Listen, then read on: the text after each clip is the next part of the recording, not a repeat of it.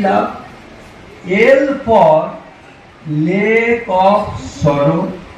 O for ocean of tears. V for valley of death. E for end of life. ভালোবাসায় 1 নম্বর এল lake of sorrow, মায়ের হৃদয় দুঃখের সরোবর হয়ে যায়। যদি মা জানতে পারেন যে সন্তানের মঙ্গল হবে, তার জন্য এই দুঃখটাকে বরণ করে নিতে হবে, মা হাসি মুখে সেই দুঃখটা বরণ করছেন না।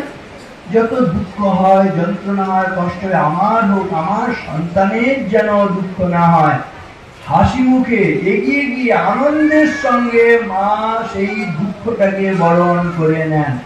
লেক অফ সরো, মায়ের হৃদয় মানে দুঃখের সরোবর।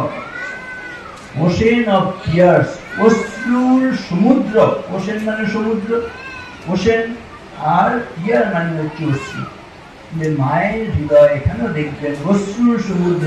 যদি সন্তানকে কেউ শাস্তি দিতে যায়, কোনো অন্যায় করেছে হয়তো পুত্র কন্যা, মা কেঁদে কেঁদে গিয়ে সেই শাস্তি দাতা যারা তাদেরকে গিয়ে বলেন, যা শাস্তি দিন আমাকে দিন, আমার পুত্রকে ক্ষমা করুন, আমার পুত্রকে, আমার কন্যাকে আপনারা ছেড়ে দিন, যা শাস্তি দেবেন আমাকে দিন। কেঁদে কেঁদে চোখের জলে সমুদ্র করে ফেলছেন মা, না যাতে সন্তানকে কোনো শাস্তি দেয়া না হয়, তার রক্ষার জন্য, তার মঙ্গলের জন্য তিনি অশ্রুপাত করে সমুদ্র করে দিচ্ছেন। সেজন্য বলছে ocean of tears, V for valley of death. মায়ের হৃদয় মানেই হচ্ছে মৃত্যুর উপত্যকা। এখানেও সেই হরি মহারাজের কথাই বলবো। হরি মহারাজকে যে আজকে আমরা পেয়েছি, এর মূলে রয়েছে তার গর্ভধারিণী মায়ের আত্মবিসর্জন, আক্ষরিক ভাবেই আত্মবিসর্জন। কিরকম?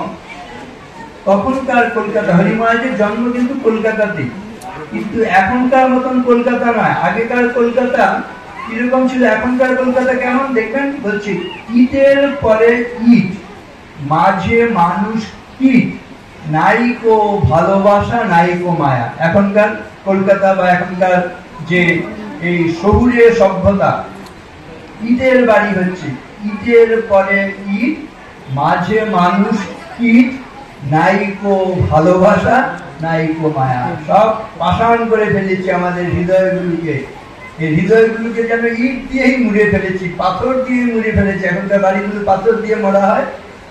একজনের কাছে শুনেছি, অমুক জায়গায় গেছিলাম, গিয়ে দেখলাম ওখানকার বাড়িগুলো সব পাথর দিয়ে মোড়া। তারপরে সেই সাধু মহারাজ বলছেন, ওখানকার যারা মানুষগুলো দেখে মনে হলো তাদের হৃদয়গুলো পাষাণ দিয়ে মুড়ে ফেলেছে। তো এরকম না, তখনকার দিনে ওই কলকাতার মধ্যে ঝোড় জঙ্গল ছিল। হঠাৎ মা সকালবেলায় দেখছেন একটি পাগলা শেয়াল সেই জঙ্গল থেকে বেরিয়ে এসে ওই শিশুটা বাড়িতে হয়তো উঠোনে ছিল, কোথাও ছিল। আগে তো শীতের সময় আমরা একটু অনুমান করতে পারি, হয়তো তাকে হয়তো রোদে রেখে বা কোথাও রেখে তিনি ঘরকন্যা কাজ করছিলেন। হঠাৎ তাকিয়ে দেখলেন ওই জঙ্গল থেকে একটা পাগলা শেয়াল বেরিয়ে এসে শিশুটার দিকে ধেয়ে আসছে। মা দৌড়ে গিয়ে, ছুটে গিয়ে সেই শিশুটাকে উচ্চিয়ে তুলে ধরলেন এবং সেই পাগলা শেয়াল এসে ঝাঁপিয়ে পড়লো মায়ের শরীরে।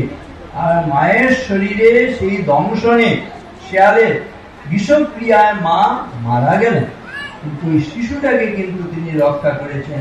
পরবর্তীকালে তিনি স্বামীজির গুরু ভ্রাতা, তিনি স্বামী তুরীয়ানন্দজি মহারাজ, যিনি পাশ্চাত্য দেশে বেদান্ত প্রচার করেছেন। এখানে ওই যে বলে একটি কথা, উদয়ের পথে শুনি কার বাণী, ভয় নাই ওরে ভয় নাই, নিঃশেষে প্রাণ যে করিবে দান, ভয় নাই তার ভয় নাই। এই মা মানে ভয় নেই, নিজে তিনি মারা যাচ্ছেন তবু তিনি সন্তানকে রক্ষা করছেন।